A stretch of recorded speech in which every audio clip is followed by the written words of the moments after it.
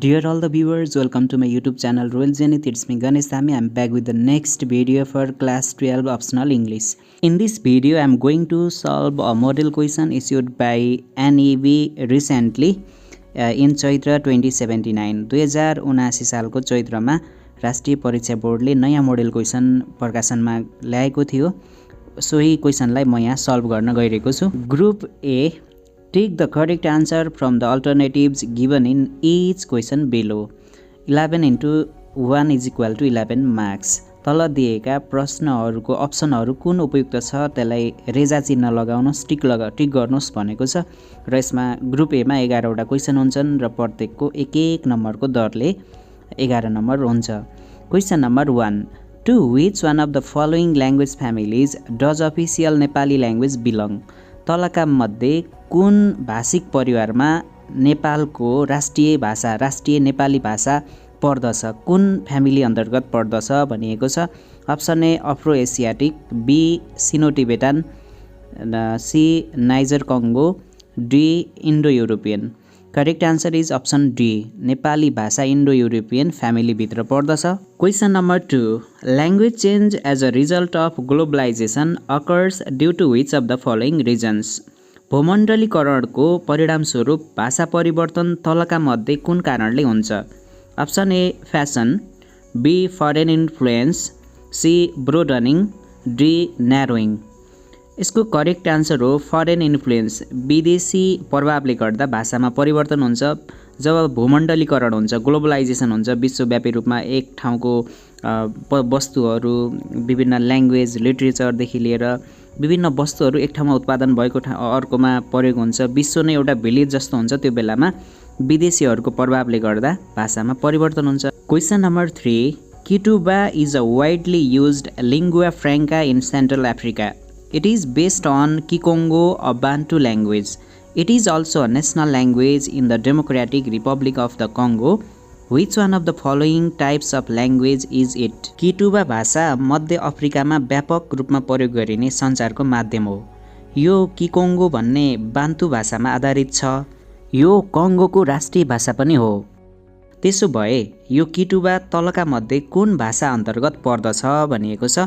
Option A pidgin, option B creole, option C vernacular, option D slang. यसको correct answer हो option B creole. Creole भनेको विभिन्न भाषाहरू मिलेर एकदमै विकसित भइसकेको, लिखित रूपमा पनि अब यो प्रचलनमा आएको, यसको आफ्नै व्याकरण भइसकेको भाषालाई क्रियोल भनिन्छ।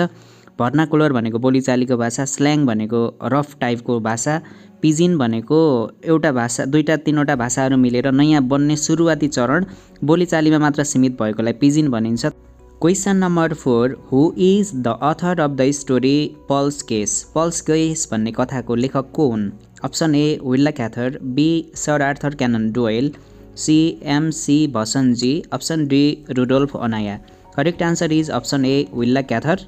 Question number 5, what kind of story is the three students? The three students भन्ने कथा कस्तो खालको कथा हो?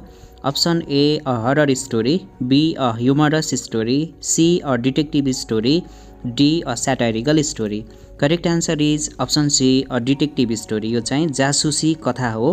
Question number 6, I can resist anything but temptation. What is this sentence an example of? यो म प्रलोभन बाहेक केही पनि प्रतिरोध गर्न सक्छु भन्ने यो भनाइ जुन चाहिँ Oscar Wilde famous Irish writer र प्ले राइटको भनाइ हो। यो I can resist anything but temptation, म प्रलोभन बाहेक केही पनि कुराको प्रतिरोध गर्न सक्छु, यो भन्ने भनाइ तलका मध्ये के को इक्जाम्पल हो? Paradox, oxymoron, analogy, euphemism. यो चाहिँ प्याराडक्स हो। प्याराडक्स भनेको सर्फेसमा, सतहमा हेर्दा यो गलत जस्तो, तर गहिराइमा पुग्ने हो भने सत्य भनाइलाई नै भनिन्छ। यहाँ भन्यो म प्रलोभन बाहेक केही पनि प्रतिरोध गर्न सक्छु।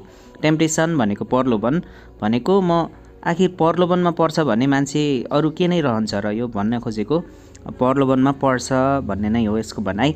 अक्सिमोरन भनेको दुईटा अपोजिङ आइडियाजहरू, जस्तै बिटर स्विट, ओपन सिक्रेट, दुईटा अपोजिट आइडियाहरू सँगसँगै आउँछन् भने त्यसलाई अक्सिमोरन भनिन्छ। एनालोजी भनेको तुलना गर्नु। युफेमिजम भनेको कुनै कुरालाई इन्डाइरेक्टली, डाइरेक्ट भन्दा अलि नमिठो अथवा अलि भल्गर हुन सक्छ, घुमाएर त्यही कुरालाई इन्डाइरेक्टली भनिन्छ भने त्यसलाई युफेमिजम भनिन्छ। यसको करेक्ट आन्सर भयो अप्सन ए प्याराडक्स अथवा विरोधाभास। Question number 7 which one of the following poems is a ballad? तलका मध्ये कुन चाहिँ कविता ब्यालेड हो? Option A mending wall, B no second Troy, C a woman, D the three knights. Correct answer is option D the three nights.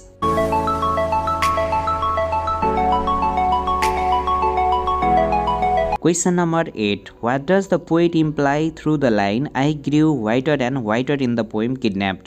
Kidnapped भन्ने कवितामा कविले I grew whiter and whiter भनिरहेका छन्। यसले भन्न खोजेको के हो? यसको मिनिङ के हो त? Option A he became a more learned person, उनी धेरै शिक्षित हुँदै हुँदै गए।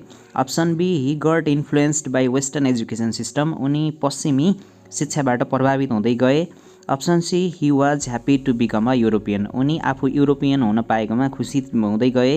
Option D he got assimilated in the western culture, उनी पश्चिमी संस्कृतिमा घुलमिल हुँदै गए। यसको करेक्ट आन्सर हो option B he got influenced by western education system, पश्चिमी शिक्षाको प्रभाव उनमा पर्यो र आफ्नो संस्कार बिर्सेर उनी विदेशीको पो सिक्न थाले। यसले नकारात्मक असर गर्यो भन्न खोजेको हो।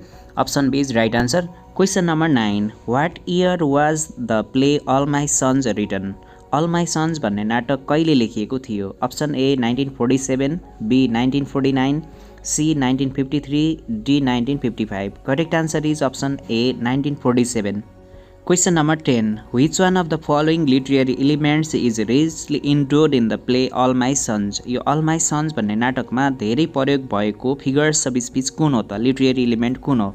Option A irony, B symbol, C image, D metaphor. Correct answer is option B symbol. यसमा सिम्बलको प्रयोग धेरै भएको छ, जस्तै फलन एप्पल ट्री भनेको पनि सिम्बल हो। स्टिभ रिभरको ह्याट उसको छोराले लगाएर आउँछ, त्यो पनि सिम्बल नै हो। त्यसपछि लडाइँको बेलामा आर्मीहरूले एकअर्कालाई पानीले भिजेको बेला आफ्नो सुक्खा मोजा अरूले लगाउन दिन्छन्, त्यो पनि सिम्बलहरू हो। सिम्बल धेरै प्रयोग भएको छ यसमा। Question number 11 which of the following does linguistic sign comprise? Linguistic साइनमा तलका मध्ये कुन कुन समावेश गरिएको हुन्छ भनेको छ। यो चाहिँ स्ट्रक्चरलिजम भन्ने टपिकबाट आएको हो, क्रिटिकल पर्सपेक्टिभको। Option A sign and signifier, option B signifier and signified, option C arbitrariness and conventionality, option D signified and binary. Correct answer is signifier and signified भनेको अप्सन बी राइट आन्सर हो। Group B give answers to the following questions in about 75 words each, 8 into 5 is equal to 40 marks.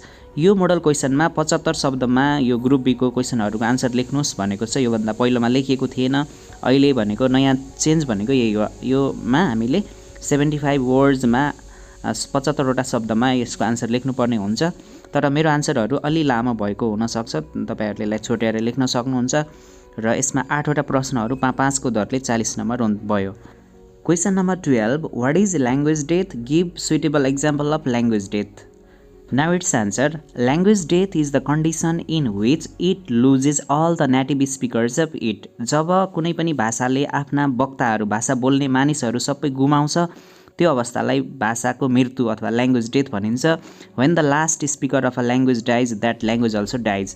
कुनै पनि भाषाको अन्तिम व्यक्ति, जो भाषा बोलिरहेको व्यक्तिको मृत्यु हुन्छ, त्यसपछि त्यो भाषा पनि स्वतः मृत हुन्छ। A dead language is a language that no one speaks anymore. When the people who speak a particular language die or live to speak and the next generation does not know to speak, it is called language death. जब कुनै पनि भाषा बोल्ने मानिसहरू मर्छन् अथवा उनीहरूले आफ्नो भाषा छोडेर अर्को भाषा बोल्न सुरुवात गरे, अब उनीहरूको अर्को दोस्रो पुस्ताले आफ्ना पुर्खाहरूको भाषा बोल्न सक्दैनन्, यस्तो अवस्थालाई ल्याङ्ग्वेज डेथ भनिन्छ। There can be natural, social or political causes of language death.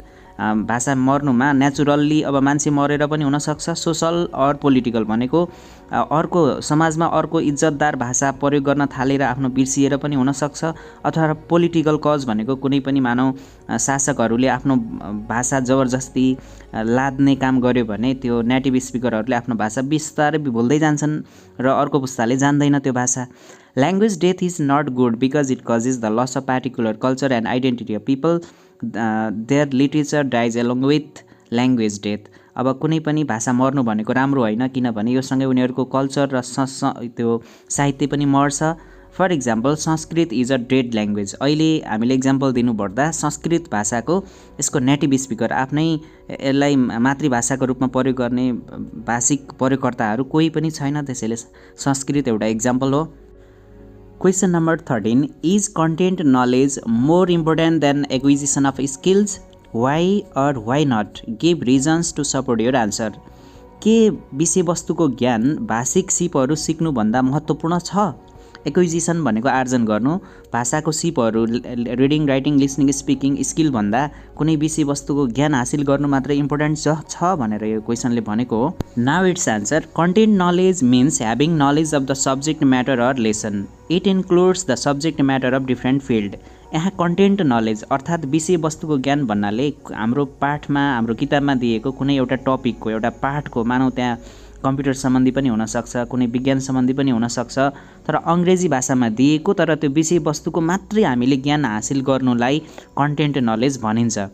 On the other hand, acquisition of skills means acquiring or learning 4 language skills, listening, speaking, reading and writing. र अर्कोपट्टि acquisition of skill भन्नाले हामीले बोलाइ, लेखाइ, सुनाइ र पढाइ जस्ता सिपहरू आर्जन गर्नुलाई भनिन्छ। Only content knowledge is not enough for learning language without acquisition of skills. हामीले रिडिङ, राइटिङ, लिसनिङ, स्पिकिङ गर्न जानेनौँ, तर त्यो दिएको क्वेसन आन्सर मात्रै रटेर त्यो कहिल्यै पनि त्यो पर्याप्त हुन सक्दैन। The primary aim of language learning is to develop communicative competence.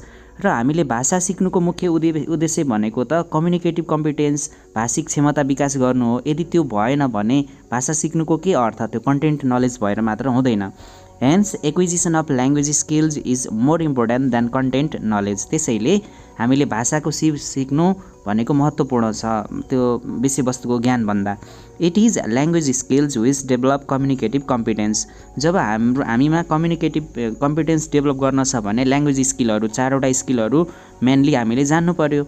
Only having content knowledge without acquiring skills communicative competence can not be achieved. त्यसैले हामीसँग 4वटा स्किल डेभलप भएको छैन, विषयवस्तुको मात्रै ज्ञान छ भने हामी पर्फेक्ट ल्याङ्ग्वेज युजर अथवा कम्युनिकेटिभ कम्पिटेन्स हाम्रो राम्रो भएको हुँदैन, हामी राम्रोसँग कम्युनिकेट गर्न पनि सक्दैनौँ यदि त्यो क्वेसन आन्सर अथवा त्यो विषयवस्तु मात्र रटेर हुनेवाला छैन। Question number 14, how does Julian show the important theme of hypocrisy in the story everything that rises must converge? यो everything that rises must converge भन्ने कथामा जुलियन भन्ने पात्रले पाखण्डीपन, हिपोक्रेसी भनेको पाखण्डीपन, देखावटी, ढोंगीपन कसरी देखाइरहेको छ वर्णन गर्नुहोस् भनेको छ। Now it's answer, Julian is a hypocrite. He loves black people just to show his mother and irritate her. यो जुलियन भन्ने पाखण्डी हो। हिपोक्रेट भनेको पाखण्डी अथवा देखावटी, ढोंगी हो। उसले ब्ल्याक पिपलहरूलाई, काला जातिहरूलाई, काला जातिका मानिसहरूलाई माया गरे जस्तो गर्छ, केवल उसले आफ्नो आमालाई चिड्याउनको लागि, इरिटेट गर्नको लागि, रिसाउन हाल्नको लागि र देखाउनको लागि उसले त्यो गरिरहेको छ। In reality he is unable to even communicate with the Negroes. वास्तविकतामा त उसले काला जातिका मानिसहरूसँग बोल्न पनि सक्दैन। He just wants to show that he is against racism. ऊ जातिवादको विरुद्धमा भएको एकदमै नयाँ सोच विचार भएको युवा जस्तो आफूलाई देखाउन मात्रै चाहन्छ, ऊ देखावटीपन। He daydreams of bringing a black lawyer or professor to his home and having dinner together. उसले दिवा सपना पनि देख्छ। कस्तो त भने आफ्नो आमालाई रिसाउन हाल्नको लागि आफ्नो घरमा एउटा काला जातिको वकिल अनि प्रोफेसरलाई ल्याएर उनीहरूसँगै खाना खान पाइयोस् भनेर उसले त्यस्तो खालको इमेजिन गर्छ, कल्पना गर्छ। He dreams of his mother being sick and calling a black doctor for the treatment. अनि उसले आफ्नो आमा एकदमै सिकिस्त बिरामी भएको र आमालाई जातीयता नगरून् भनेर त्यो पाठ सिकाउनको लागि काला जातिको एउटा ब्ल्याक डक्टरलाई बोलाएर आमाको ट्रिटमेन्ट गर्न पाइयोस् भनेर उसले कल्पना समेत गर्छ। In practicality is incapable of establishing friendship with the black people too. वास्तविक जीवनमा त ऊ काला जातिका मान्छेहरूसँग एउटा साथीत्व अथवा फ्रेन्डसिप नै स्थापना गर्न सक्दैन, तर बाहिर देखावटीपनमा चाहिँ ऊ एकदमै ब्ल्याक र व्हाइट बराबर हुन् भन्ने खालको देखाउन मात्रै एउटा पाखण्डीपन, एउटा देखावटी हिपोक्रेसी चाहिँ उसले देखाइरहेको छ। वास्तवमा उसले कलेज लाइफमा पनि काला जातिका साथीहरूसँग ऊ राम्रोसँग बोल्न पनि सक्दैन थियो, तर बाहिर देखाउन खोज्दैछ एकदमै मानव रेसियल इक्वालिटीको कुरा गर्न खोज्छ उसले। Question number 15. In what way does the story A Deal in Wheat reflect influence of naturalism? Explain briefly. यो डिल इन वेट भन्ने कथामा नेचुरलिजम प्रकृतिवादको प्रभाव कसरी देखाइएको छ वर्णन गर्नुहोस् भनेको छ।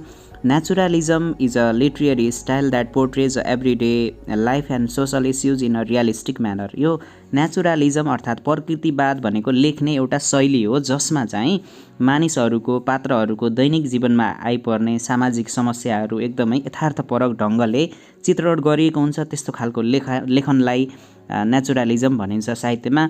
It shows the harsh realities of society and struggle of the common people. यसले साधारण सामान्य मानिसहरूको कमन पिपलहरूको एकदमै तितो यथार्थ हार्स रियालिटिज अनि उनीहरूको सङ्घर्षको कथाहरू उसले यस्तो खालको लेखाइले नेचुरलिस्ट राइटिङले देखाउने गर्छ। Naturalist writers depict characters who are the victim of forces beyond their control such as poverty social conditions इटिसी।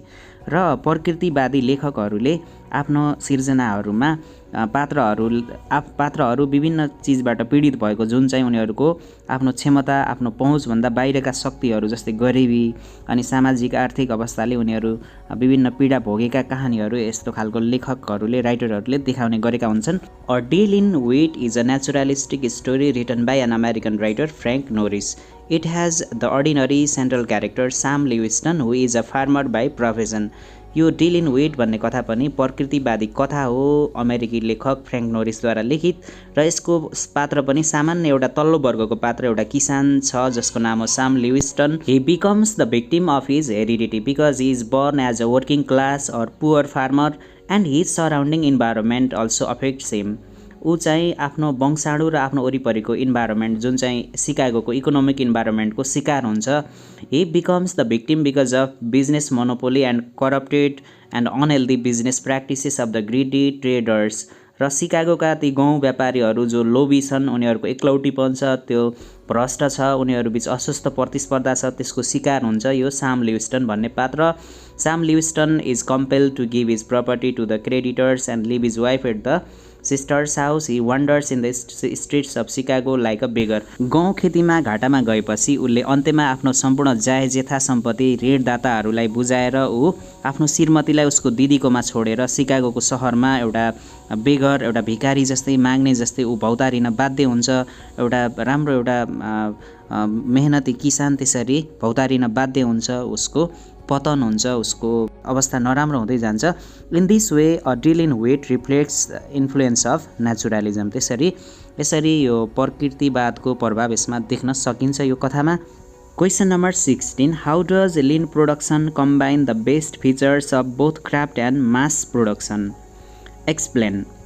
कसरी लिन प्रोडक्सन भन्ने यो उत्पादनको तरिकाले क्राफ्ट प्रोडक्सन र मास प्रोडक्सनका राम्रा विशेषताहरूलाई मिसाएर सामानहरू उत्पादन गर्छ भनेको छ। Now it's answer. Lean production combines the best features of both craft and mass production. It combines standardised processes and flexible operations. It takes the efficiency and consistency of mass production and the attention to detail and customization of craft production. Lean production ले mass production र craft production दुईटैका राम्रा तरिकाहरू विशेषताहरूलाई आफूले लागू गरेको हुन्छ। यसले सामानहरू उत्पादन गर्दाखेरि स्ट्यान्डर्डाइज्ड भनेको एकदमै स्तरीकृत तरिकाले सामानहरू उत्पादन गर्छ। विभिन्न मेसिनहरू हुन्छन् त्यही अनुसार विभिन्न साइजहरू तलमाथि नहुने तरिकाले सामानहरू उत्पादन गरिएको हुन्छ।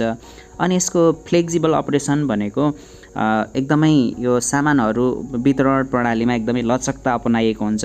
आवश्यकता अनुसार चाहना अनुसार ग्राहकको रोजाइ के छ त्यो अनुसार सामानहरू उत्पादन गरिन्छ। त्यसलाई भनिन्छ कस्टमाइजेसन अफ क्राफ्ट प्रोडक्सन। यो क्राफ्ट प्रोडक्सनमा पनि के गरिन्छ भने कस्टमाइजेसन आवश्यकता अनुसार चाहना अनुसार छाँटकाँट फेरबदल गर्न सकिन्छ त्यसलाई कस्टमाइज भनिन्छ हो। त्यसै यो लिन प्रोडक्सनमा पनि ग्राहकहरूको आवश्यकता मानौ कुन कलरको कार चाहिएको हो त्यही अनुसार तुरुन्तै स्ट्यान्डर्डाइज्ड प्रोसेसबाट सामान उत्पादन गरिन्छ अनि ग्राहकको आवश्यकता अनुसार दिइन्छ।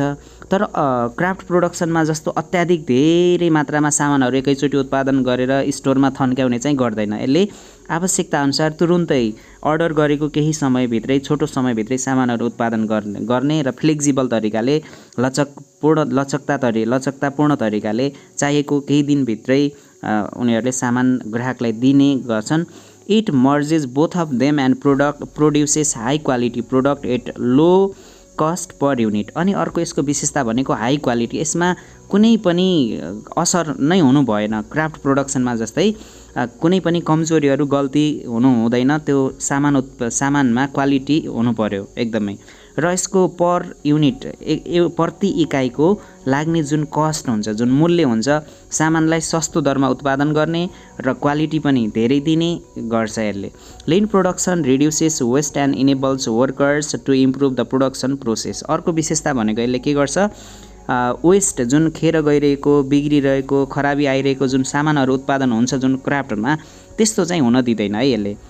सामानहरूमा खराबी हुन दिँदैन। अनि वर्करहरूलाई, कामदारहरूलाई लामो समयसम्म काम गर्दा गर्दा उनीहरूले अनुभव हासिल गरेका हुन्छन् र सामानहरूमा उत्पादनहरूमा इम्प्रुभ गर्नको लागि, क्वालिटी इम्प्रुभ गर्नको लागि उनीहरूलाई अधिकार दिएको हुन्छ, उनीहरूलाई नै छुट दिएको हुन्छ। उनीहरूले सामानहरू त्यसरी उत्पादन गर्छन् जहाँ कि खराबी नै हुन पाउँदैन। It has rapid response to changing customer demands improving quality and productivity. अर्को विशेषता भनेको कस्टमरको डिमान्ड। आज मानौ सोरुममा आएर यस्तो खालको कार चाहियो, यस्तो खालको सामान चाहियो भने 2-3 दिनभित्रै तुरुन्तै ऱ्यापिड, एकदमै छिटो, तीव्र तरिकाले उनीहरूको डिमान्ड अनुसार, उनीहरूको बदलिदो चाहना अनुसार सामान उत्पादन गर्ने, हाई क्वालिटीको र अनि वितरण गर्ने गर्छ। Moreover quick delivery is another feature of लिन प्रोडक्सन। तुरुन्तै डेलिभरी गर्ने, चाहिएको केही समयभित्रै 2-3 दिनभित्रै सामान तुरुन्तै उत्पादन गरेर दिने काम गर्छ यसले। क्वेसन नम्बर 16 कै विकल्पमा अरमा सोधिएको अर्को क्वेसन छ, the reality is that we do not know what to think about death. वास्तविकता यो छ कि हामीले मृत्युको बारेमा के सोच्ने हामीलाई थाहै छैन। Not that of a fly or of a dog or a pig or of our self. चाहे त्यो एउटा झिँगाको मृत्यु होस्, कुकुरको होस्, बङ्गुरको होस् अथवा हाम्रै मृत्यु होस्, मृत्युको बारेमा हामी के सोच्ने थाहै छैन। Do you agree or disagree with this key idea given by Stephen Cave? Give reason based on the essay not nothing भनेको छ। यो लेखक स्टेफन केभले नट नथिङमा भने जस्तै कि हामीलाई यो मृत्युको बारेमा के हो भनेर हामीले सोच्नै सकेका छैनौँ त? के तपाईँ सहमत हुनुहुन्छ कि नै भनेको छ। Now it's answer, not nothing is an ethical essay written by Stephen Cave. It deals with the themes of non violence, animal caring and inevitability of death. यो नट नथिङ एसे चाहिँ इथिकल एसे हो र यो के को बारेमा छ, अहिंसा, जनावरहरू अथवा प्रकृतिको संरक्षण र मृत्यु अपरिहार्य छ भन्ने बारेमा यो एसे छ। I agree with the above statement. म माथि दिएको यो राइटरको भनाइसँग सहमत छु। We do not know what to think about death, not that of a fly or of a dog or a pig or of our self.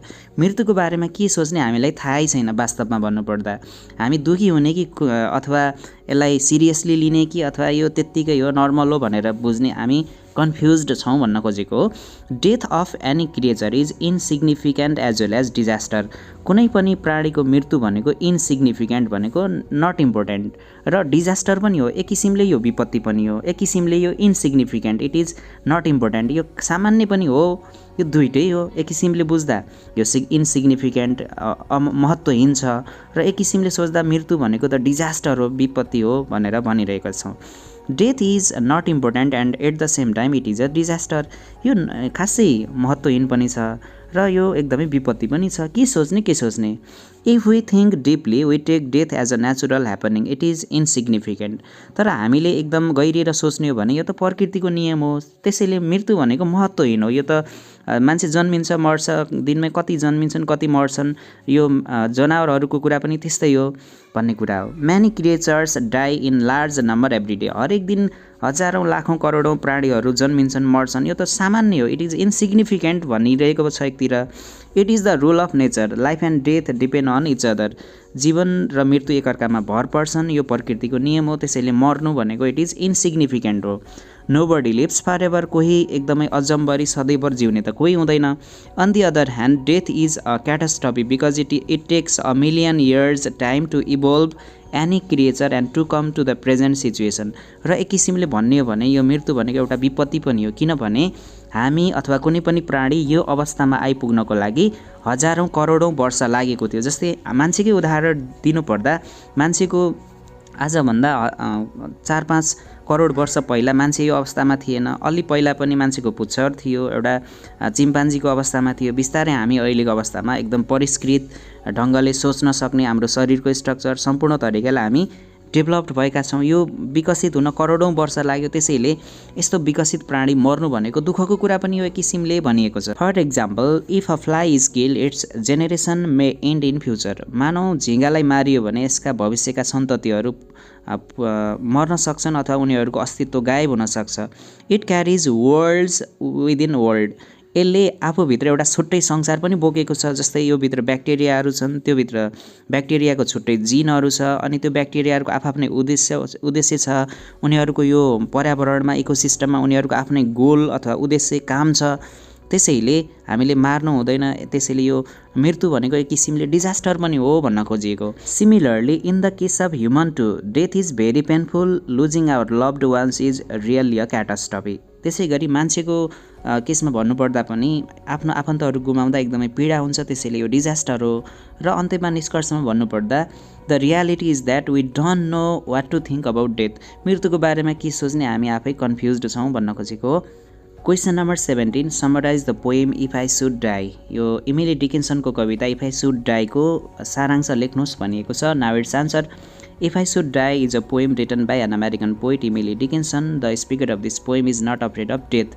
Death is a natural phenomenon to occur for her. यो कवितामा लेखिका अथवा speaker वक्ता चाहिँ मृत्युदेखि डराएको छैन र उनको लागि मृत्यु भनेको एउटा प्राकृतिक घटना हो। फिनोमिनन भनेको घटना, प्राकृतिक ह्यापनिङ हो। यो डराउनु पर्दैन भनिरहेकी छिन्। She says that even if she dies her loved one should live. आफू मरे पनि मेरा आफ्ना आफन्तहरू प्रेमीहरू जिउनुपर्छ। मेरो मृत्युमा शोक मनाइराख्नु हुँदैन भन्न खोजेको हो। They should not shed tears. उनीहरूले आँसु झार्नु हुँदैन। She says that the natural world will continue its course even after a death. र आफू मरे पनि प्रकृतिले आफ्नो कामहरू गर्न छोड्ने छैन। The sun will rise, afternoon will be scratching, birds will make nest and bees will sing as usual after a death. र आफू मरे पनि सूर्य सदा चाहिँ उदाइरहनेछ, चराचुरुङ्गीहरू चिरबिर गर्नेछन्, गुँडहरू बनाउनेछन्, सूर्य उदाइरहनेछ र आफ्नो मृत्युपछि प्रकृति चलिरहनेछ। They will not stop their work due to grief. कोही मर्यो भन्दैमा उनीहरूले प्रकृति नै उनीहरू स्तब्ध भएर आफ्नो काम गर्न रोक्ने त छैनन्। People die turn by turn at option. मान्छेहरू एक पछि अर्को गर्दै उनीहरू पालै पालो मर्छन्। सबै एकैचोटि पनि मर्ने होइन। One dies when it is his or her time. अनि मान्छे आफ्नो पालो आएपछि, समय पुगेपछि मर्ने हो। Similarly in the human world those who left behind will keep experiencing life. र जो जीवित छन् उनीहरूले पनि जीवनको आनन्द लिइरहनेछन्। उनीहरू 1-2 दिन आँसु झार्लान्, तर पछि उनीहरू आफ्नै संसारमा उनीहरू काममा व्यस्त हुनेछन्। The dead ones will be lying in graves with daisies on their grave. र मृत मान्छेहरू चिहानमा हुनेछन्। उनीहरूको त्यो जुन ग्रेभ हुन्छ, चिहान हुन्छ, उनीहरू गाडिएको ठाउँको माथि डेजी भन्ने एक प्रकारको सेतो फुल फुलिरहनेछ। आखिर जिन्दगी, प्राकृतिक वर्ल्ड र मानवीय संसार दुइटै संसार त चलिरहनेछन्। कोही मर्दैमा केही हुनेवाला छैन। सो मृत्युलाई एउटा सामान्य रूपमा लिउँ। Death is not something to be afraid of भन्न खोजेको हो यो पोएमले। Question number 18, differentiate between textual perspective from contextual perspective. यो टेक्सुअल पर्सपेक्टिभ र कन्टेक्सुअल पर्सपेक्टिभ बिचको भिन्नता छुट्याउनुहोस् भनेको छ। Textual perspective refers to the interpretation of a text based completely on its words and structure. It focuses on analyzing the language, themes, symbols, and literary devices used in the text to derive its meaning and understanding. It does not care about the cultural, historical, and social context in which the text was written and received. यो textual पर्सपेक्टिभले के गर्छ भने कुनै पनि लेखनमा, साहित्यिक कृतिमा त्यो भित्र प्रयोग गरिएको ल्याङ्ग्वेजको स्ट्रक्चर कस्तो छ, कस्ता खालका शब्दहरू छन्, थीम के हो, कस्तो खालको सिम्बलहरू छ, लिटरेरी डिभाइसेसहरू, फिगर्स अफ स्पिचहरू के प्रयोग गरिएका छन्, अनि यसको अर्थ के हो भन्ने कुरा मात्रै ख्याल गर्छ। यसले कसले लेख्यो, कस्तो हिस्टोरिकल पोलिटिकल सिचुएसनमा, कस्तो सन्दर्भमा, कस्तो अवस्थामा, ऐतिहासिक राजनीतिक सामाजिक अवस्था कस्तो थियो भन्ने कुरा यसले वास्ता गर्दैन। केवल त्यो टेक्स्टमा मात्रै हेर्ने गर्छ भने त्यसलाई भनिन्छ टेक्स्चुअल पर्सपेक्टिभ भयो। र कन्टेक्स्चुअल पर्सपेक्टिभ अर्कोपट्टि, it refers to the interpretation of a text in relation to broad cultural historical and social context in which the text was written and received. यसले चाहिँ कन्टेक्स्चुअल पर्सपेक्टिभले चाहिँ कुनै पनि टेक्स्टको, कुनै पनि साहित्यिक कृतिको अथवा कथा कविता कसैको त्यसलाई व्याख्या विश्लेषण गर्दा कुन परिप्रेक्ष्यमा लेखिएको, त्यो बेलाको सांस्कृतिक अनि आर्थिक, सामाजिक, ऐतिहासिक, राजनीतिक अवस्था कस्तो थियो, कस्तो परिवेशमा कुन चिजले लेखकलाई यो लेख्नको लागि उत्साहित गर्यो भन्ने कुरा यसले अध्ययन गर्छ। It aims to uncover the social and historical forces that shape the text and influence its meaning. र यो मिनिङ पनि, यसले त मिनिङ पनि त्यो आर्थिक सामाजिक परिप्रेक्ष्यमा यसले दिन खोजेको मिनिङ के हो, राइटर कस्तो अवस्थामा लेखेको हो भन्ने कुरा यसले अध्ययन गर्छ। It takes author's background, the political and cultural climate of the time it is into account. र यसले लेखकको ब्याकग्राउन्ड, उसको पृष्ठभूमि के हो, ऊ कस्तो मान्छे हो, कस्तो पृष्ठभूमिबाट आएको, किन उसले यो लेख्यो, अनि उसको पृष्ठभूमिले यसको अर्थलाई फरक पारेको हुन्छ भन्ने कुरामा यसले विश्वास गर्छ। त्यसै गरी त्यो बेलाको राजनीतिक अनि सांस्कृतिक अवस्था कस्तो थियो भन्ने कुरालाई पनि यसले मनन गर्दछ। र अब टेक्स्चुअल पर्सपेक्टिभले it tends to focus on the literary qualities of the text itself. यसले चाहिँ त्यो त्यसमा भएका लिटरेरी क्वालिटीहरू, लिटरेरी डिभाइसेसहरू के हुन् भन्ने कुरा मात्र यसले मध्यनजर गर्छ। अनि कन्टेक्स्चुअल पर्सपेक्टिभमा it provides a deeper understanding of the text by situating it within its broader historical and cultural context. अब यो लेख्दाको आर्थिक सामाजिक परिवेश, ऐतिहासिक परिवेश कस्तो थियो भन्ने कुरामा यसले अध्ययन गर्छ। अब एक्जाम्पलहरू दिनुपर्दा टेक्स्चुअल पर्सपेक्टिभ अन्तर्गत formalist perspective, structuralist perspective, new criticism, यिनीहरू चाहिँ टेक्स्चुअल पर्सपेक्टिभभित्र आउँछन् भने कन्टेक्स्चुअल पर्सपेक्टिभमा फेमिनिस्ट, यसले महिला पुरुष बिचको भेदभावको कुराहरू, उनीहरू बिचको फरकको कुरा देखाउँछ। मार्क्सिस्टले धनी गरिब बिचको भिन्नता फरकहरू देखाउँछ। मार्जिनलले पछाडि परिएका, दबिएका, च्यापिएका मान्छेहरूको, विपन्न वर्गहरूको, सबाल्टनहरूको इस्युहरूलाई उठाउँछ। इकोलोजिकलले वातावरण पर्यावरणको कुरा उठाउँछ। क्यारेक्टरले मान्छेको साइकोलोजी, उसको अनकन्सियस डिजायरहरूको कुरा उठाउँछ। कल्चरल पर्सपेक्टिभले जो पछाडि परेका, कल्चरल्ली पछाडि परेका मानिसहरूको आवाज उठाउँछ। यस्ता विभिन्न परिवेशहरूलाई ख्याल गर्छन् यो कन्टेक्स्चुअल परिवेशले भने।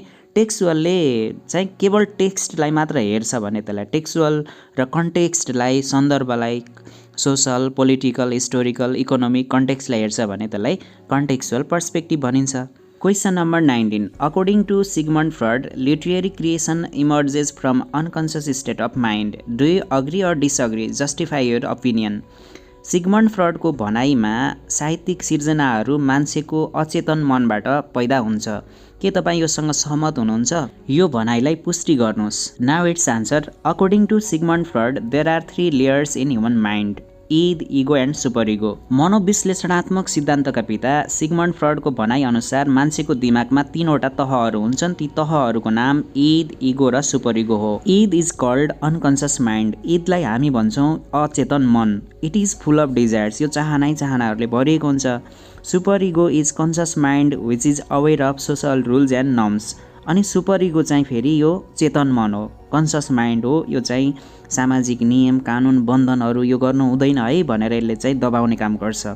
It represses socially unacceptable desires. सामाजिक रूपमा जुन अपाचे जुन चाहनाहरू हुन्छन् ती चाहनाहरूलाई यसले दबाउने काम गर्छ यो सुपर इगोले। Ego is subconscious mind. अनि बिचको जुन भाग छ, बिचको तह, त्यसलाई इगो भनिन्छ। यो चाहिँ अर्धचेतन मन हो। All the repressed desires are stored in it. अनि अनकन्सियसले यो गर त्यो गर भन्छ, फेरि कन्सियसले भन्छ नगर भनेर दबाउँछ। अनि बिचमा यिनीहरू दबिएर बस्छन्, त्यो भागलाई इगो भनिन्छ। यो चाहिँ सबकन्सियस अथवा अर्धचेतन मन हो। अनि सबै जुन दबिएका चाहनाहरू इगोमा गएर बस्छन्। According to Freud, human behaviours are guided by unconscious desires. अनि मान्छेको व्यवहार हुन्छ जुन चाहिँ अनकन्सियस डिजायरले त्यो गाइड गरिरहेको हुन्छ, निर्देशित हुन्छ। Unconscious mind of the person shapes his behaviour and character or personality. अनि मान्छेको अचेतन मनले नै उसको व्यवहार उसको पर्सनालिटीलाई निर्धारण गर्छ। Human beings have many desires for power, love, sex and so on. मान्छेका असीमित चाहनाहरू हुन्छन्, शक्ति आर्जन गर्ने, प्रेम प्राप्त गर्ने अनि यौन आनन्द लिने विभिन्न चाहनाहरू हुन्छन्। But all the desires can not be fulfilled easily. अनि यो सम्पूर्ण चाहनाहरू सजिलै पुरा हुन सक्दैनन्। The repressed desires make a store house in our mind. अनि त्यो दबिएका चाहनाहरूले एउटा भण्डार बनाउँछन् हाम्रो दिमागमा। Those desires affect our unconscious mind. र ती डिजायरहरूले हाम्रो अचेतन मनलाई प्रभाव पारिरहेका हुन्छन्। Our conscious directs our unconscious. र अनि हाम्रो चेतन मनले चाहिँ अनकन्सियसलाई दबाइराखेको हुन्छ। The desires try to come out but we control it and tell a joke or write an erotic poem or see an attractive person in dream. जब हाम्रा ती चाहनाहरू पुरा हुँदैनन् अनि ती हामी कसरी पुरा गर्छौँ त भन्दा कुनै एउटा भल्गर जोक भनेर अथवा इरोटिक अथवा कामुक एउटा कविता लेखेर अथवा कुनै एउटा एट्र्याक्टिभ चाहेको व्यक्तिलाई हामीले सपनामा देखेर अथवा नाइटफल भएर यसरी हाम्रा चाहनाहरू पुरा भइरहेका हुन्छन्। Unfulfilled desires are expressed through dreams, trunk slip and literature. यसरी अनि मान्छेका जुन अतिरिक्त चाहनाहरू चाहिँ टङ स्लिपबाट जिब्रोमा चिप्लिएर अथवा अलि भल्गर चिज भनेर अथवा सपना देखेर अथवा साहित्य सिर्जना गरेर अथवा कविता लेखेर लिटरेरी क्रिएसनहरू क्रिएट गरेर यसरी मान्छेका अनकन्सियस डिजायरहरू पुरा गर्ने माध्यम हो। Hence I agree that literary creation emerges from unconscious state of mind. यसरी हामी के भन्न सक्छौँ भने यो जुन लिटरेरी क्रिएसन साहित्यिक सिर्जना हुन्छ अनकन्सियस स्टेट अफ माइन्डबाट सिर्जना भएको हुन्छ। क्वेसन नम्बर 19 मै अरमा दिएको अर्को क्वेसन छ, evaluate how post modern perspective addresses the issue of plurality. उत्तराधुनिक दृष्टिकोणले बहुलताको मुद्दालाई कसरी सम्बोधन गर्छ? प्लुरालिटी भनेको बहुलता अथवा एकभन्दा धेरै हुनु अथवा प्लुरल हुनुलाई प्लुरालिटी भन्छ र एड्रेस भनेको सम्बोधन गर्छ। Now it's answer. Post modernism is a broad cultural, literary and philosophical movement that emerged in the late 20th century as a reaction to modernism. उत्तराधुनिक दृष्टिकोण अर्थात् उत्तराधुनिकतावाद 20औं शताब्दीको उत्तरार्धमा कला, साहित्य, संस्कृति, दर्शनको क्षेत्रमा आएको एउटा फराकिलो दृष्टिकोण हो। यो आधुनिकतावादको विरुद्धमा आएको थियो। योभन्दा पहिले आधुनिकतावाद थियो, मोडर्निजम थियो, त्यसको विरुद्धमा आएको एउटा नयाँ दृष्टिकोण हो यो। It rejects the idea of absolute truth and objective reality. अनि यसले केलाई अस्वीकार गर्छ भने सत्य निरपेक्ष हुन्छ, अर्थात् 2+2=4 भने जस्तै सत्य त्यस्तो हुँदैन। सत्यको आफ्नै पाटो हुन्छ। मेरो लागि एउटा कुरा सत्य हुनसक्छ, अर्को लागि अर्को कुरा सत्य हुनसक्छ। एउटै स्टोरीको पनि विभिन्न एङ्गलबाट आफ्नो लागि सत्य हुनसक्छ भन्ने कुरामा यसले विश्वास गर्छ। र यसले अब्जेक्टिभ रियालिटी, यो वास्तविकता जुन रियालिटी छ यो पनि अब्जेक्टिभ, 2+2 4 भने जस्तो कहिल्यै पनि हुँदैन। रियालिटी पनि अलग अलग हुन सक्छन् व्यक्ति अनुसार भन्न खोजेको। It emphasises the idea of subjectivity, individualism and diversity. र यसले महत्त्व केलाई दिन्छ त भने सब्जेक्टिभिटी भनेको विषयगतता, अनि भनेको एउटै वस्तुलाई पनि एउटै घटनालाई पनि मान्छेको हेर्ने अलग अलग दृष्टिकोण हुन्छ, ती सबै दृष्टिकोणलाई यसले सम्मान गर्छ। अनि इन्डिभिजुअलिजम भनेको व्यक्तिवाद, व्यक्तिहरूको आफ्नै धारणा, आफ्नै सोच विचार हुनसक्छ।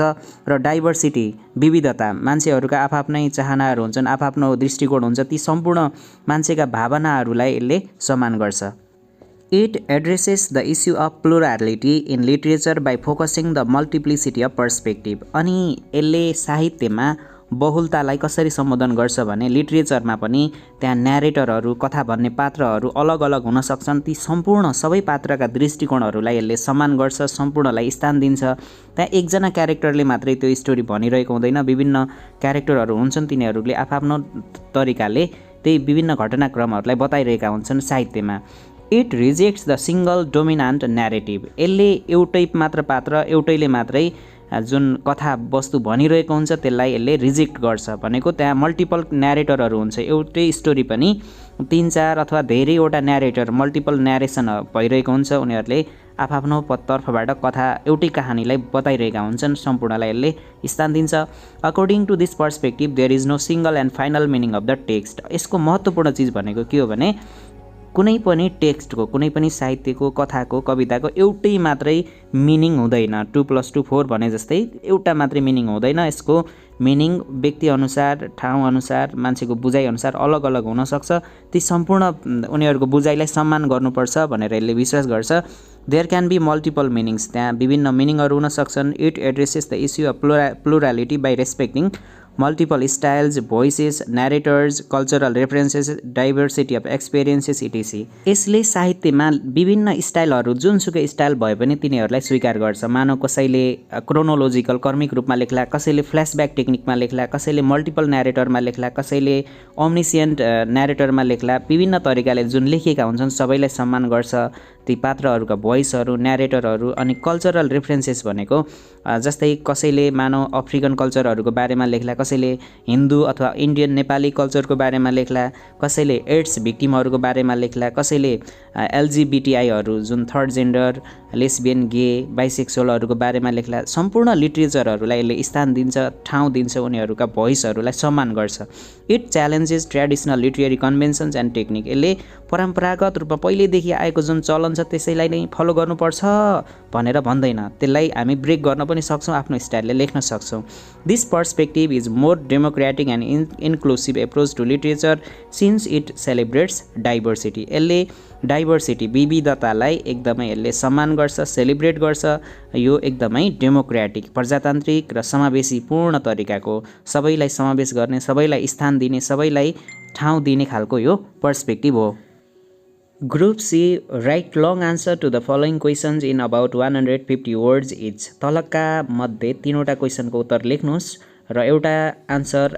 150 वटा शब्द जति लामो हुनुपर्छ भनेको छ योभन्दा अगाडिको मोडल क्वेसनमा शब्द तोकेको थिएन अब सजिलो भएको छ 150 वर्ड्स भनेको धेरै पनि हैन खासै question number 20 summarise the essay a black grandmother Sally मोर्गानले लेखेको एसे अ ब्ल्याक ग्रान्डमदर भन्नेलाई सारांश लेख्नुहोस् भनेको छ now it's answer a black grandmother is an autobiographical essay written by an Australian writer Sally Morgan It is about a young aboriginal girl of Australia who grows up to false heritage and not knowing where she is from. यो black ग्रान्डमदर भन्ने यो निबन्ध चाहिँ आत्मकथा परक निबन्ध हो आत्मकथा अथवा यो राइटर सल्ली मोर्गान जो अस्ट्रेलियाकी हुन् अस्ट्रेलियाको आदिवासी हुन् उनी एबोरिजिनल भनेको अस्ट्रेलियाको आदिवासीलाई भनिन्छ उनी उनको आफ्नो जीवनमा घटेको घटनामा आधारित निबन्ध हो र उनी 12-13 वर्षको हुँदाखेरि उनलाई आफ्नो हेरिटेज अथवा फ्यामिली हेरिटेज हाम्रो उत्पत्ति हाम्रो ओरिजिन मेरो पुर्खाहरू हजुरआमाहरू कहाँबाट जन्मिनु भएको कता उहाँहरूको पुर्खा कताको हो भन्ने कुरा उनलाई थाहा थिएन उनले गलत बुझिरहेकी थिइन् त्यो कुराको बारेमा छ यो the narrator remembers how her grandmother and mother were shocked when the Australian government changed its currency in 1996 जब अस्ट्रेलिया सरकारले 1996 मा आफ्नो मुद्रालाई चेन्ज गर्यो त्यो बेलामा उनको हजुरआमा र आमा चाहिँ एकदमै आश्चर्यचकित हुनुभएको थियो किनभने पुरानो जुन पैसा थियो मुद्रा थियो त्यसमा धेरै त्यसमा त्यो चाँदी थियो she talks about her aim of being an artist but she was discouraged by her mother because there was no money in that field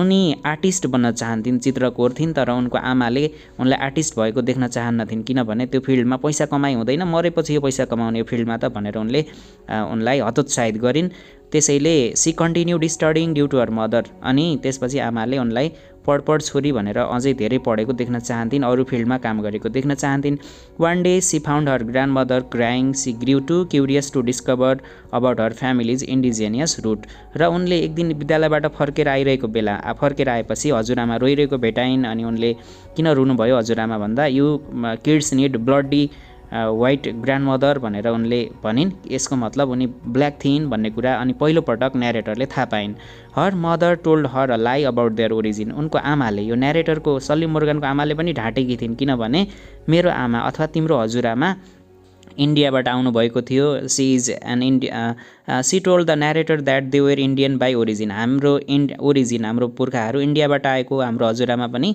अर्थात् मेरो आमा तिम्रो हजुरआमा इन्डियाबाट आएको हो भनेर उनले ढाँटेकी थिइन् किनभने त्यो समाजमा त्यो एबोरिजिनल त्यहाँका आदिवासीहरूलाई अरू गोरा मानिसहरूले होच्याउने हेप्ने बेइज्जती गर्ने गर्थे In fact, she had lied to avoid the social stigma of being an aboriginal person. समाजमा बेइज्जती हुन्छ स्टिग्मा भनेको बेइज्जती त्यो हुन्छ भनेर उनले ढाँटेकी थिइन् Finally, the narrator came to know that her grandmother was a black or aboriginal woman of Australia, not an Indian by birth. र उनले थाहा पाइन् कि मेरी हजुरआमा अस्ट्रेलियाकै आदिवासी रहेछन् भन्ने कुरा उनले अन्त्यमा थाहा पाउँछिन्। The narrator describes her experiences of growing as an aboriginal girl in Australia. अस्ट्रेलियामा आदिवासी केटी अथवा आदिवासीको छोरी भएर हुर्किनु पर्दाका समस्या उनले यो निबन्धमा देखाएकी छन्। She develops a sense of pride in her cultural heritages after learning about her grandmother's origin. मेरो हजुरआमा चाहे गोरो होस् अथवा ब्ल्याक होस् मलाई मतलब छैन, म आफू ब्ल्याक भए पनि म प्राउड छु, मलाई गर्व छ भनेर उनले त्यो खालको उनको भावना छ। She talks about the racism and discrimination faced by her community. अनि त्यहाँका एबोरिजिनल आदिवासीहरू काला मानिसहरूले अस्ट्रेलियामा भोगेको समस्या जातीय भेदभावको बारेमा उनले यो उठान गरेकी छन् यो निबन्धमा। She hates the society which refuses to acknowledge the worth and dignity of aboriginal people. अनि उनले त्यहाँको समुदाय खास गरी व्हाइट पिपलहरूले डोमिनेट गरेको त्यो समुदाय जसले काला जातिहरूको अस्तित्वलाई उनीहरूलाई सम्मान दिन अस्वीकार गर्छ, उनीहरूको महत्त्वलाई स्वीकार्दैन, त्यो समाजलाई उनले घृणा गर्छिन्। यो कुरा यो एस्सेमा छ। Question number 21. Interpret the following lines of the poem Lord Make Me a Sheep in your own words, relating the speaker's feelings to the contemporary materialistic society. Lord Make Me a Sheep भन्ने कविताबाट लिएका तल दिएका पंक्तिहरूलाई वक्ताको वर्तमान भौतिकवादी समाजप्रतिको दृष्टिकोणसँग जोडेर व्याख्या गर्नुहोस् भनिएको छ। Let me have divine animality, O providence. Be kind to me and seize me quickly. Come please make me a sheep right now.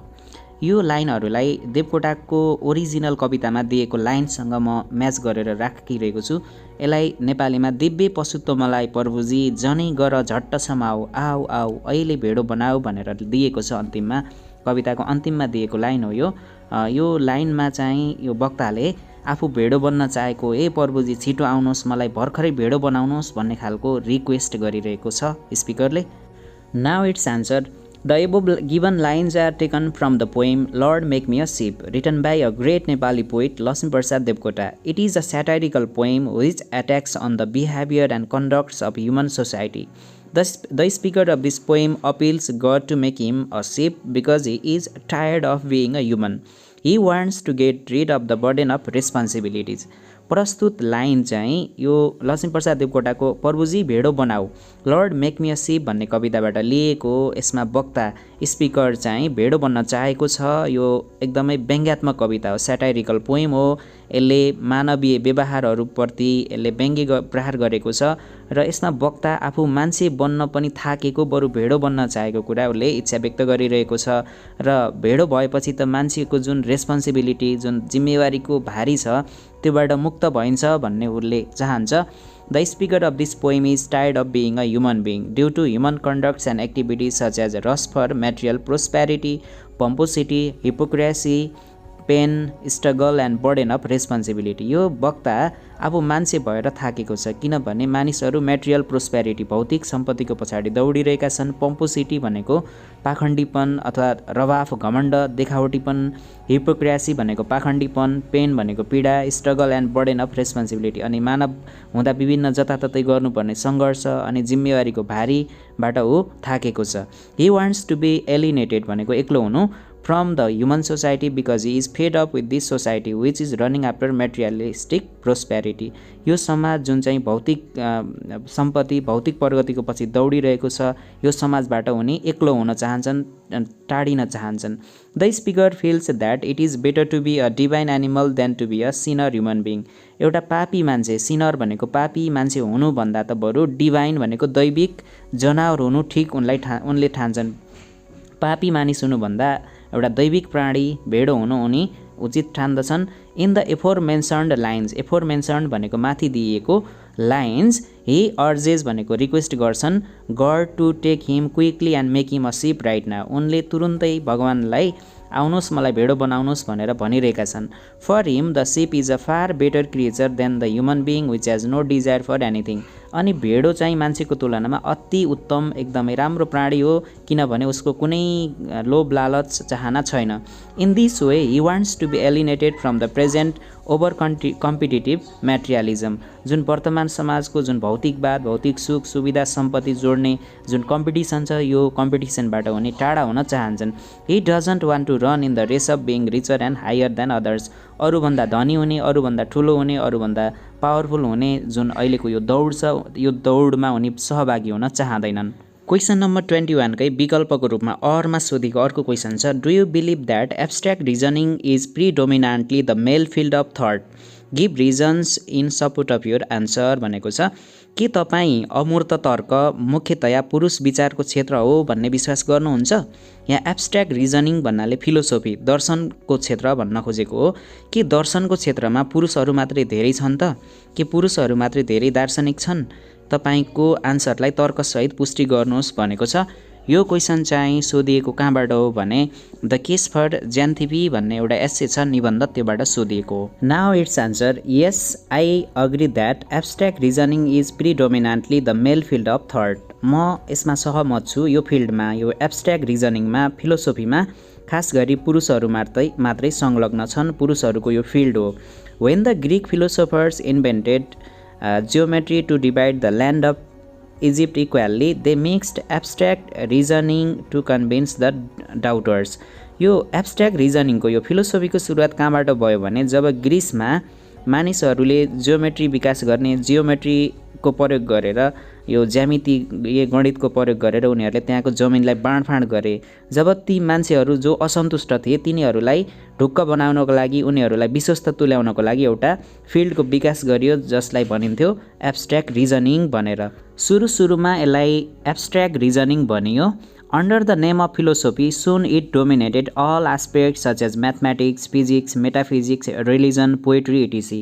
त्यसपछि यसको नाम फिलोसोफी दर्शन रहन गयो र यसले समाजका विभिन्न क्षेत्रहरू mathematics, physics, metaphysics, religion, poetry सम्पूर्ण क्षेत्रलाई यसले प्रभावित गर्यो र यिनीहरूलाई दबाउन थाल्यो। Philosophy became new sports for leisurely people of Greece. जो फुर्सदिला मानिसहरू, लिजर्ली भनेको फुर्सदिला ग्रिसका मानिसहरू थिए, तिनीहरूको लागि फिलोसोफी भनेको एउटा नयाँ टपिक, डेली डिस्कसन, गफगाफ गर्ने एउटा विषयवस्तु बन्न पुग्यो। According to the essayist Robert Graves, यो चाहिँ केस फर ज्यान्थिपी भन्नेको लेखक, Greek women opposed the philosophers' abstract reasoning. तर त्यो बेलामा ग्रिसका महिलाहरूले फिलोसोफीलाई चाहिँ उनीहरूले घृणा गर्थे, उनीहरूले विरोध गर्थे। They took it as a threat to themself. उनीहरूले यसलाई आफूमाथिको खतराको रूपमा लिएका थिए। मेटाफिजिसियन्स अर्थात् फिलोसोफर्स, दार्शनिकहरू regarded Socrates as their hero and master. अनि त्यहाँ सुकरात, सोक्रेट्स भनिन्छन् इङ्ग्लिसमा, सुकरात भन्ने दार्शनिक थिए। सुकरातलाई आफ्नो एउटा स्वामी, आफ्नो एउटा गुरुको रूपमा लिन थाले अरू दार्शनिकहरूले। But his wife Xanthippe scolded and nagged her husband publicly for failing to fulfill his familial responsibility because he was all the time philosophizing with others। अनि यो सोक्रेट्सको श्रीमती ज्यान्थिपी चाहिँ उनको श्रीमानलाई एकदम सार्वजनिक स्थानमै गाली गर्ने, न्याग्ड भनेको ल्याङल्याङ गर्ने भन्छ, जुन किचकिच गर्ने गर्थिन्। किनभने सोक्रेट्स जहिले पनि अरूसँग टकिङ अथवा फिलोसोफिकल गफमा व्यस्त हुन्थे, त्यसैले उनले परिवारको दायित्व पुरा गरेका थिएनन्। त्यसैले उनको श्रीमतीले आफ्नो श्रीमानलाई गाली गर्थिन्। Socrates love of proving every one wrong made his wife Xanthippe angry and न्यागिङ।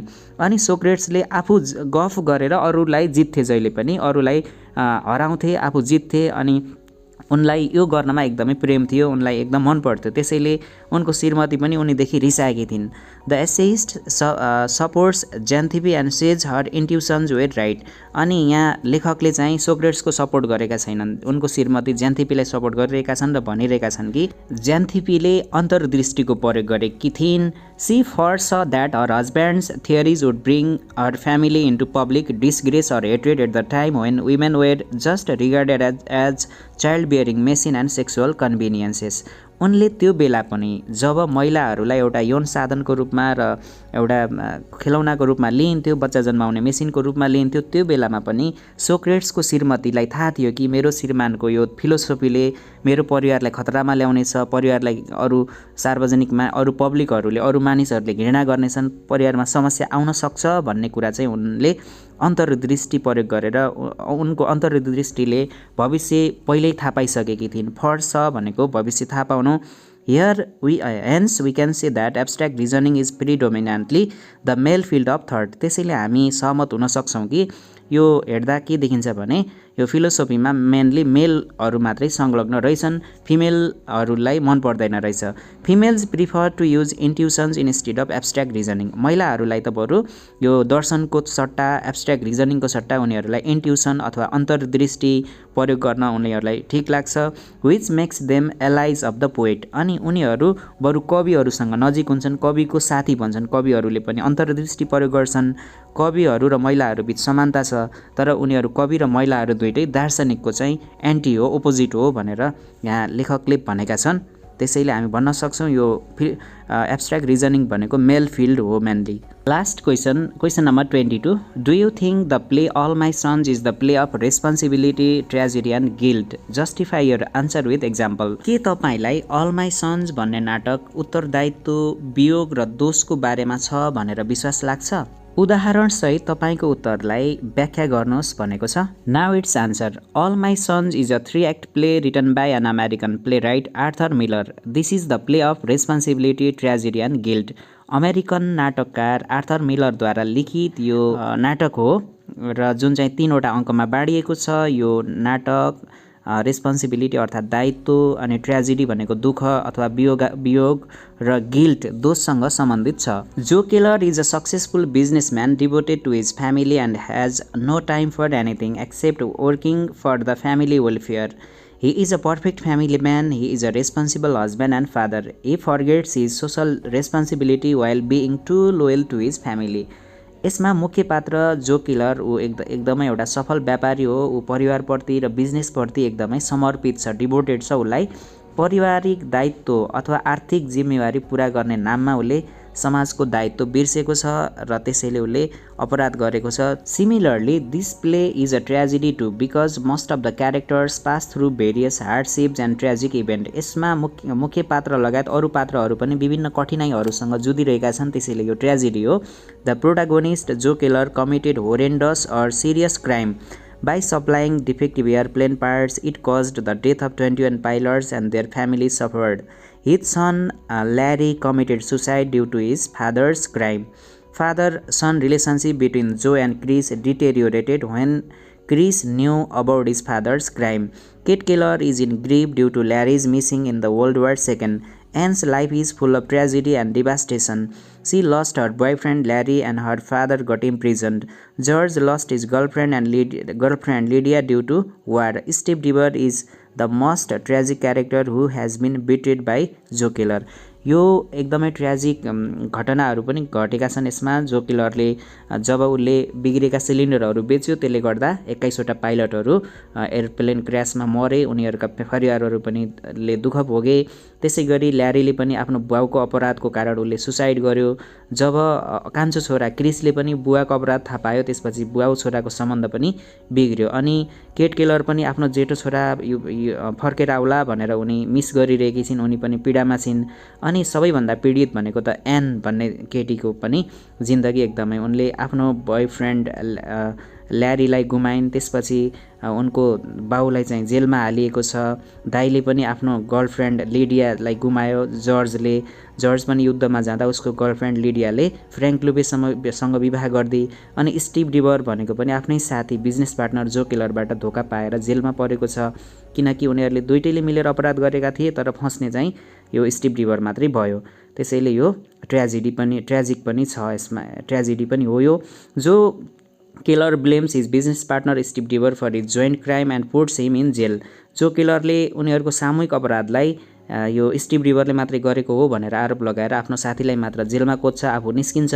Letter he blames business practices and US army except himself. अनि उसले अमेरिकाको बिजनेस जुन प्रयासहरू अमेरिकामा गरिने व्यापारिक जुन तौर तरिकाहरू अनि युएस आर्मीलाई पनि उसले दोष दिन्छ, किनकि तपाईहरुले हतारमा छिटो सामान सप्लाई गर भन्ने अनि त्यही भएर भयो भनेर उसले दोष दिन्छ। आफू उम्किन खोज्छ, ऊ आफू त्यो अपराध गिल्टबाट ऊ मुक्त हुन खोज्छ। At last he accepts the blame and shoots himself. अन्त्यमा उसले आफ्नो ब्लेम आफूले गल्ती गरेको स्वीकार्छ र आफैले आफैलाई मार्छ। Larry has taken guilt and blame on himself and commit suicide. ल्यारीले पनि आफ्नो बुवाको अपराधको गिल्ट अपराधको जुन दोष आफूले लिएको छ अनि उसले पनि सुसाइड गर्छ। Chris feels guilty for surviving the war. अनि क्रिसले पनि ओहो मैले यही दिन देख्नको लागि बाँचेको रहेछु भनेर उसले पनि गिल्टी महसुस गर्छ। He even blames his father for his own inability to send his father to prison. उसले आफ्नो बुवालाई जेल कोच्न पनि सक्दैन र उसले बाउलाई दोष दिइराख्छ। Thus we can say all my sons is the play of responsibility, tragedy and guilt। र अनि हामी भन्न सक्छौँ कि यो नाटक दायित्वको अनि जिम्मेवारीको अनि दुःखको र गिल्ट अपराधको बारेमा छ भनेर भन्न सक्छौँ।